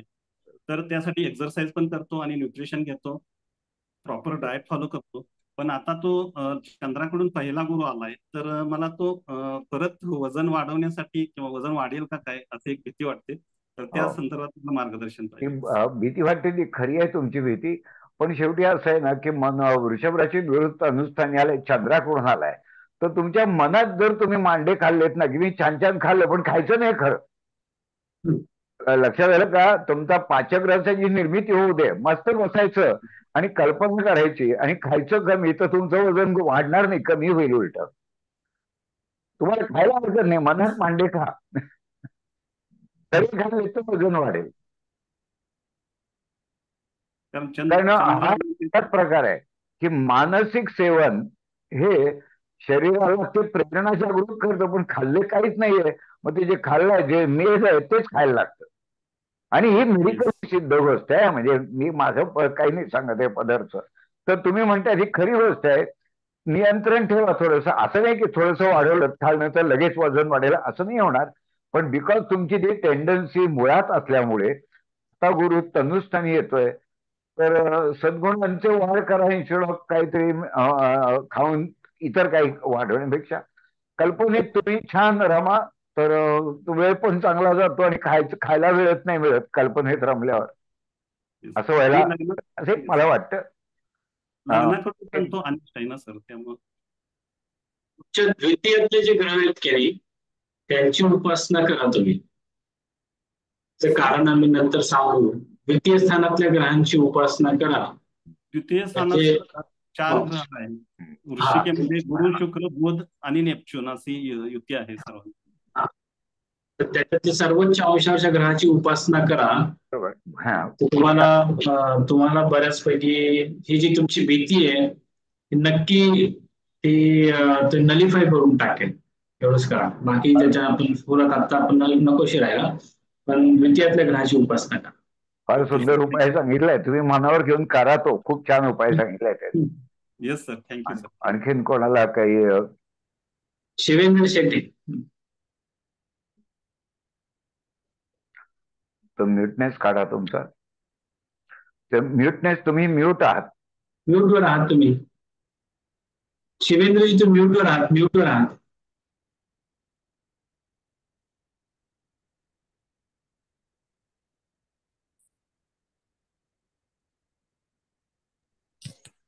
हा सर, माझी वृषभ रास आहे आणि मीन लग्न आहे आणि कर्केचा गुरु आहे. गुरुला 11वा गुरु येतो, तर त्याच्याबद्दल काही जरा सांगाल का? काय काळजी घ्यायला पाहिजे किंवा काय? नाही, आपण असे डिटेल त्याचं विश्लेषण ऑन द स्पॉट आता करण्याचं कारण नाही, कारण गोंधळ होईल तुमचा. पण आम्ही काय सांगितलं तुम्हाला, लग्नाकडून आहे ते शरीराला लागू होईल, लग्नाकडून केतू आहे ते शरीराला लागू होईल, चंद्राकडून केतू आहे ते मनाला लागू होईल. हा. आणि तुम्हाला जर हवंच असेल तर मूळ गुरुला कसा आहे, हा संचयात्मक प्रवृत्तीला लागू होईल तो गुण. एक उदाहरण सांगतो, तुमच्या मूळ गुरुचा हा गुरु कितवा आहे? अं, मूळ मूळ गुरु गुरुचा हा गुरु कितवा आहे? कितवा आहे म्हणाल? कर्केत आहे. माझं मीन लग्न आहे आणि कर्केत गुरु आहे. गुरुला गुरु अकरावा आहे. म्हणजे तुमच्या पंचमात आहे गुरु. गुरु तुमच्या पंचमात. पंचमस्थानी आहे. आणि आता तो तुमचा जो कर्केत आहे तो त्याला आता जो गुरु त्याला लाभस्थानी आलाय. लक्षात आलं का तुमच्या? मूळ गुरुला तो लाभस्थानी आलाय वृषभेचा म्हणजे. बरोबर ना? हा. तर आता अर्थ असा की गुरु सांगतोय की मी वेगवेगळ्या प्रकारे जे करतोय त्यातले ठिकठिकाणचे लाभ तुला उचलायचे आहेत. मानसिक उचल, शारीरिक उचल. हा. तर तुला काय मिळेल? ज्ञान मिळेल. पंचमात आहे ना मूळ गुरु. तर तुला जीवनाचं ज्ञान मिळेल, वर्तनाचं ज्ञान मिळेल, मानसिक नियंत्रणाचं ज्ञान मिळेल, शरीरावर हे सगळं तुम्हाला मिळणार आहे. म्हणजे तुम्ही आत्ता गाडी पुढे न्याल ती अनुभव आणि ज्ञानाच्या चाकांवर तुम्ही पुढे जा असं गुरु सांगतोय तुम्हाला. अनुभव आणि थिंकिंग, रॅशनॅलिटी याच्यावर पुढे जा. आता मला वाटतं म्हणजे काय हेमंत त्यांनी नाही, आता ह्यानं मयूर का जे विचारत नाही त्यांना देऊया पटकन. मयूर कुलकर्णी आणि अरुंधती श्रॉफ तुम्ही त्यांना, आणि मग शेवटी मग ते हेमंतजींचं घेऊ आणि मग आपण परत टोका दुसरीकडे. मयूर कुलकर्णी विचारा. हा, नमस्कार सर. मी मयूर कुलकर्णी बोलतोय पुण्याहून.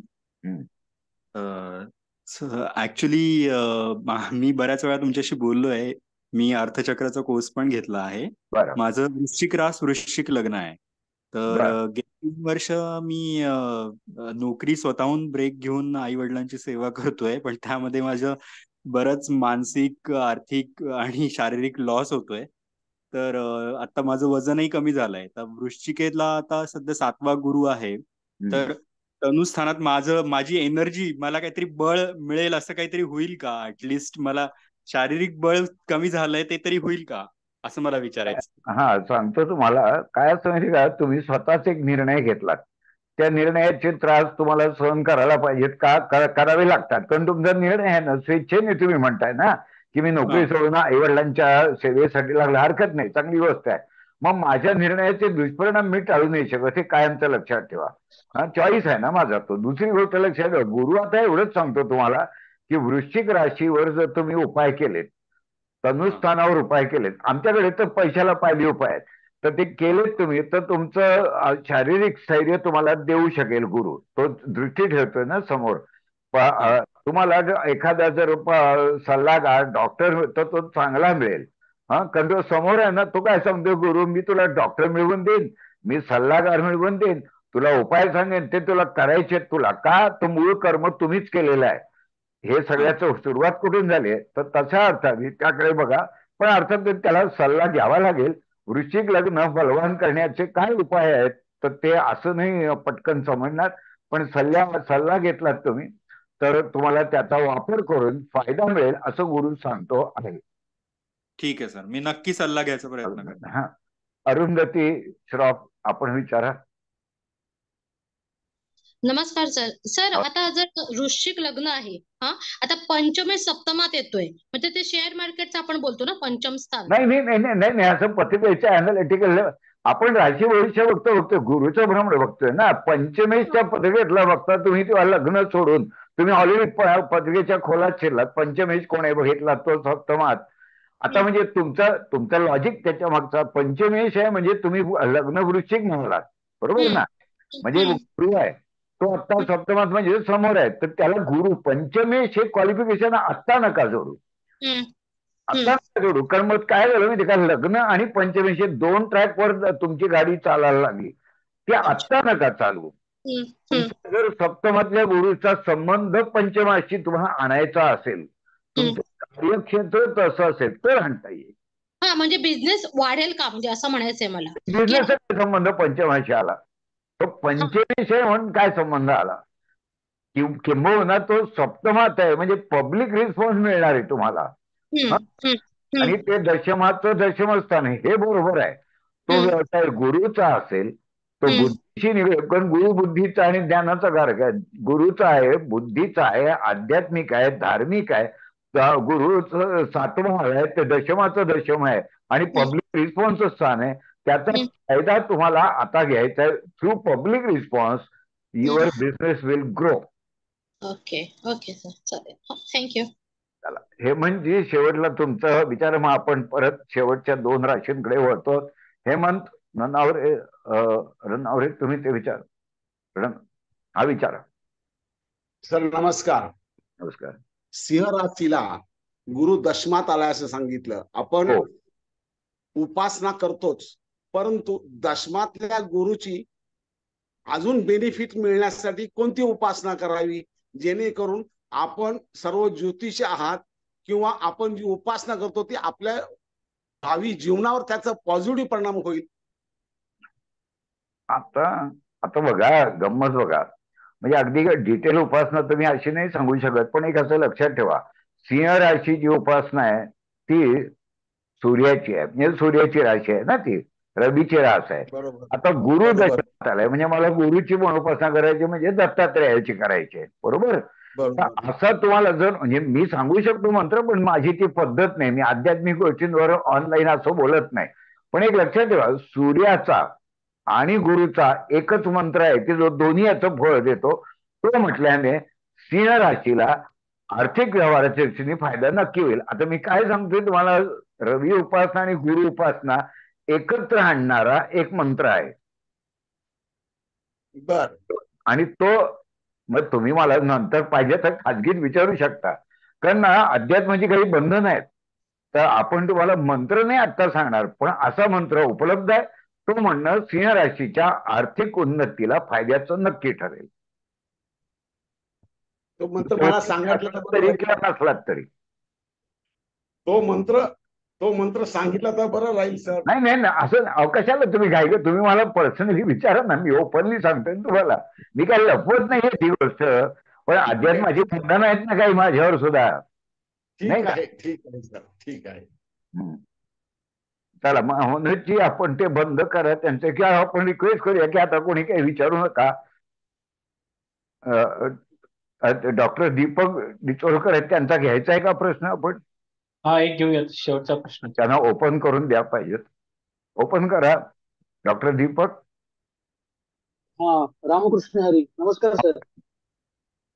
नमस्कार सर. मी असं अभ्यास करताना असं मी बऱ्याच वेळेला वाचलंय की षष्ठातला गुरु जो असतो, खास करून मकरेचा, तर तो खूप चांगला मानला गेला नाहीये ज्योतिषशास्त्रामध्ये. तर म्हणजे त्यासाठी काय उपाय नाही करता येईल? म्हणजे तुम्ही षष्ठातला गुरु विशेषतः मकरेचा, म्हणजे तुम्ही त्याला ते काय म्हणू त्याला, आता तो मकर राशीला अमुक येतोय हे बरोबर आहे. तुम्ही काय करताय, पत्रिकेचा डायरेक्ट रेफरन्स देताय की गुरुही षष्ठात आणि तो मकरेचा आहे, म्हणजे त्याला त्याचे क्वालिफिकेशन ऍड करताय. आपल्याला आता काय बघायचंय, चंद्राला केतू आहे, फार फार तर लग्नाला केतू आहे. त्या गुरुचं फळ इंटरप्रिट करतोय आपण. तो मुळात मकरेचा षष्ठात, त्याचं फळ पत्रिका रीड करताना तुम्हाला डिफाईन करावं लागतं. आणि आता तो षष्ठात आला तर काय असं ठरवावं लागतं. पण तो तुम्ही म्हणताय तो डायरेक्टली त्या पत्रिकेचा अनालिसिसचा मुद्दा आहे. त्याचा राशी भविष्य जी काय चंद्राला कितवा याच्याशी फारसा संबंध नाही. काय म्हणजे ठीक वाटतं ना का, काय तुम्हाला काही उत्तर? बरोबर. ठीक आहे. तर आपण मला वाटतं इथे थांबूया आणि 2 राशी मी पूर्ण करतो आणि तिथे रेकॉर्डिंग मी थांबवेन. मग आपण थोडस 10 मिनिटं संवाद साधू नंतर.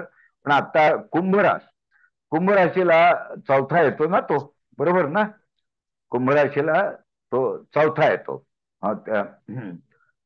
तर 4था गुरु म्हणजे त्यानं जर वास्तू घ्यायचे चालेल, आईशी संबंध सुधारायचे चालेल, आईची सेवा करायची, त्यातनं फळ मिळवायचं नक्की मिळेल. हा, त्याच्यानंतर मनशांती मिळवायचे तर मनशांतीच्या बाबतीत त्यानं गुरु सांगेल की असे छोटे छोटे विचार करण्याचं काही कारण नाही. मौनम सर्वार्थ साधनम. गप्प बसना बाबा, किती विचार करतो, सोडून दे ना. जे व्हायचंय ते भगवंत बघून घेईल. चतुर्थातला गुरु तुम्हाला मौनाचे महत्व सांगेल, एकाग्रतेचे महत्व सांगेल. एखादी गोष्ट शिकलायत तुम्ही, ती वापरायची कशी, तुमचं नॉलेज कसं वापरायचं, कदाचित कमर्शियली कसं वापरायचं हेही सांगेल. का माहितीये का, चौथा गुरु 10व्या स्थानाकडे बघत असतो, त्यामुळे तो तुमचं नॉलेज म्हणजे पंचम स्थान. चतुर्थ वेळ, त्याचा खर्च कुठे कर आणि त्याचं कमर्शियल वापर कर हेही सांगेल. त्या चौथा गुरु तुम्हाला हे सगळं देतो. त्यामुळे वाहन, वास्तू, माता, मनशांती हे सगळं होईल. पण जर का काही इतर पद्धतीत गडबड असेल तर रक्तातल्या पांढऱ्या पेशी वाढल्या का, ताप बारीक ताप आला तर तो का आणेल माहितीये का, तर चंद्राकडून चौथा आहे, चौथं स्थान रक्ताचं स्थान आहे, तिथे पांढऱ्या पेशी वाढवत होतो आणि थोडीशी तापासारखी कणकण येते. तर तुम्ही छानपैकी चौथा आलाय, मला तापासारखं का वाटतंय, तर ती टेस्ट करा. व्हाईट सेल्स वाढलेले आहेत ते डॉक्टर औषध देऊन ते कमी करेल. याचा अर्थ आपण शारीरिकदृष्ट्या तो कसं वर्तन करेल, मानसिकदृष्ट्या ह्या सगळ्याचा आढावा घ्यायचा असतो. आणि चौथा गुरु तुम्हाला प्रत्यक्ष ऐहिक संपन्नता, कारण वास्तू वाहन दोन्ही त्याच्याच अंमलाखाली येतं, त्याला तो आशीर्वाद देतोय. प्रयत्न तुम्हालाच करायचे. तर वास्तू वाहन घेऊ का, नक्की घे चौथा गुरु आलाय तर. बरं, चंद्राला चौथा यात वाहनाच्या बाबतीत आणि वास्तूबद्दल जास्त महत्व आहे, कारण वास्तू आणि वाहन या दोन्ही चंद्राच्याच गोष्टी आहेत. त्या चंद्राला चौथा हे जास्त महत्वाचं ह्या केसमध्ये. या तर चौथा गुरु कुंभेचा असं करेल. मनोजजी, तुम्हाला काही ऍड करायचं असेल तर. नाही, महत्वाचे वास्तू वाहन या दोन गोष्टी जास्त महत्वाच्या आहेत चौथ्या गुरुच्या. आणि मनशांती, शांत झोप लागणे, हे सर्व व्यवस्थित, या सर्वच गोष्टी बाबतीत गुरु तुम्हाला चांगली फळ. बरोबर आहे. आता एखाद्या स्त्रीला जर का पूर्वीची हिस्ट्री असेल ब्रेस्ट कॅन्सरची किंवा ते ट्युमरची, ते बेनिगन किंवा मॅलिग्नंट कसा काय, तर तिने थोडस मॅमोग्राफी पूर्वीची हिस्ट्री असेल तर काळजी घेणे आवश्यक आहे. चौथ्या स्थानातला गुरु. म्हणजे मी घाबरवत नाही, पूर्वीची हिस्ट्री असेल तर घाबरून जाऊ नका कोणी. काही जणांना काय वाटतं की असं, कारण राशीवर नाही एवढं काय डिटेल आपण सांगत नाही. डाऊट वाटला तुम्हाला तर मला पत्रिका दाखवून विचारा की हा गुरु कसं. घाबरू नका, पण काळजी घ्या. पूर्वीची हिस्ट्री असेल तर, नाही तर काही घाबरायचं कारण नाही. आता मीन रास, तर मीन राशीला हा गुरु येतो तिसरा, बरोबर. तर तुम्ही ना थोडीशी आता प्रवासाचे योग टाळू नका. एक, तुमची भूमिका थोडीशी अग्रेसिव्ह ठेवा, धडाडी ज्याला म्हणतो ना आपण, भूमिका अग्रेसिव्ह ठेवा. तुमचं जे मनात करायचं ठरतंय ना तुमच्या मनात, ते तुम्ही लिहून काढा कागदावर. काय सल्ला देतोय, तुमचं टार्गेट आहे ना, तुमचा प्लॅन आहे ना, तो कागदावर तो नकाशासारखा लिहून काढा. आणि एकदा तो सकाळी कुठल्या वेळी, पहाटे म्हणजे आपण ज्याला ब्राह्ममुहूर्त म्हणतो, त्यावर जर जागे असाल तुम्ही तर त्याच्यावर नजर टाका, लिहून काढा, सिस्टमॅटिक लिहून काढा. ब्राह्ममुहूर्तावर त्याच्यावर नजर टाका आणि तुम्ही अग्रेसिव्ह व्हा, धडाडी दाखवा. घाबरू नका की मला जमेल का, मग काही नाही, तुम्हाला जमणार ते ह्यावेळेला. तर धडाडी दाखवल्यावर गुरु जास्त ऍक्टिव्हेट होईल. भावंडांच्या बाबतीत तुम्हाला वडीलधारी भूमिका घ्यावी लागेल. कदाचित पडतं नमतं घेऊन का होईना संबंध सुधारावे लागतील. का, तर तुम्ही वडीलधारे, आता तुम्ही मुख्य आहात त्यातले, तर तुम्ही थोडं पडतं नमतं घेऊन ते संबंध सुधारण्याचा प्रयत्न करा. त्याच्यानंतर तुम्हाला जर का गाणं, तुम्ही गाणं म्हणणारे असाल, संगीताचे, तर गाणं तुमचे गाण्याला चांगलं चार चांद लागतील. तुम्हाला काही नवीन गोष्टी कळतील संगीतातल्या, तुमचं स्वरज्ञान वाढेल. याच्यात जास्त मी बोलणार नाही, कारण मला संगीतातलं काही कळत नाही, तेव्हा यात जास्त वाक्य ऍड नाही करणार मी. परंतु तृतीय स्थान हे अंतरकंठ, ज्याला आपण व्होकल कॉर्ड म्हणतो, त्याचं स्थान आहे. चांगल्या गायकांचे चांगले ग्रह तृतीय स्थानी असतात, द्वितीय स्थानी नव्हे. द्वितीय स्थान तुम्ही आम्ही बोलतो त्याला पुरेसं आहे. द्वितीय स्थानाचा वापर मी करतो, तृतीयाचा करत नाही. तर संगीताच्या क्षेत्रातल्या माणसांना स्वरज्ञान देणारं ते स्थान आहे, तर त्याचा वापर करून घ्या. आणि हे कॉन्ट्रॅक्ट करा एखादं चांगलं, कारण चुकीचं होणार असेल तर गुरु सांगेल की अरे कशाला सही करतो. त्यामुळे बऱ्याच गोष्टी, पराक्रम स्थान आहे ना, बऱ्याच गोष्टींना तो गुरु चांगला आहे असं लक्षात ठेवा. आणि म्हणून त्याचा वापर करायला लागतो. म्हणजे माझं करतो तो आपोआपच जोरावर येतं असं होत नाही, असं मला वाटतं. त्यामुळे तिसऱ्या गुरुचा असा तुम्ही वापर करून घ्या. म्हणजे जे तुम्हाला काही ऍड करायचं तर करूया. आणि नाही, सप्तमावर त्याची 5वी दृष्टी येते तशी तिसऱ्या गुरुची, म्हणजे पब्लिकचं स्थान आहे, नवमावर दृष्टी येते आणि लाभस्थानावर दृष्टी येते. तिन्ही स्थानं कोऑर्डिनेट करणारी छान स्थानं आहे. जे सप्तम स्थान तुमच्या जोडीदारासोबत तुम्ही कोऑर्डिनेट करणे. नवम स्थान म्हणजे भाग्याचं स्थान आणि त्याच्यातून लाभ प्राप्ती. त्यामुळे हा गुरुचा वापर जर व्यवस्थित केला पराक्रम स्थानातल्या, तर हा गुरु नक्कीच खूप काही तुमच्याकडून करून घेऊ शकतो. पण तिथे तुम्हाला कृतिशीलतेची जोड तिथे देणं आवश्यक आहे. बरोबर आहे. तर मला वाटतं की आपण 12 राशी पूर्ण केलेल्या आहेत. राशी चक्रांमध्ये आपण असे रमत असतो की मेषेपासून प्रत्येकाचा स्वभाव वेगळा, प्रत्येकाचा रंग वेगळा, खुलण्याचा ढंग वेगळा. तेव्हा प्रत्येकाने आपल्या व्यक्तिमत्वाचा अभ्यास करावा. आपण ती रास आतापर्यंत कशी वापरली त्याचा आढावा घ्यावा आणि आता प्राप्त परिस्थितीत गुरुच्या भ्रमणामध्ये आपण ती कशी वापरणार आहोत, आपल्या व्यक्तिमत्वाला सुटेबल काय आहे, आपल्या टेम्परामेंटला सुटेबल काय आहे, हा तारतम्याने विचार करून, विवेकाने विचार करून, आणि कितीही विवेकाने विचार केला तरी विनायकाला शरण जाऊन, कारण विचारांचा नायक आहे तो, तेव्हा तुम्ही कितीही विवेक दाखवा, तो विचारांच्या नायकाला शरण जाऊन त्याच्या चरणावर डोकं ठेवून त्याला उत्तम विचार तुमच्यामध्ये स्फुरण पाहावेत अशी विनंती करून तुम्ही या राशी चक्राचा वेध घ्या, तुमची राशी बघा आणि या गुरुभ्रमणाचा फायदा घेऊन उत्तुंग यश गाठा अशी शुभेच्छा व्यक्त करतो आणि इथे मी थांबतो.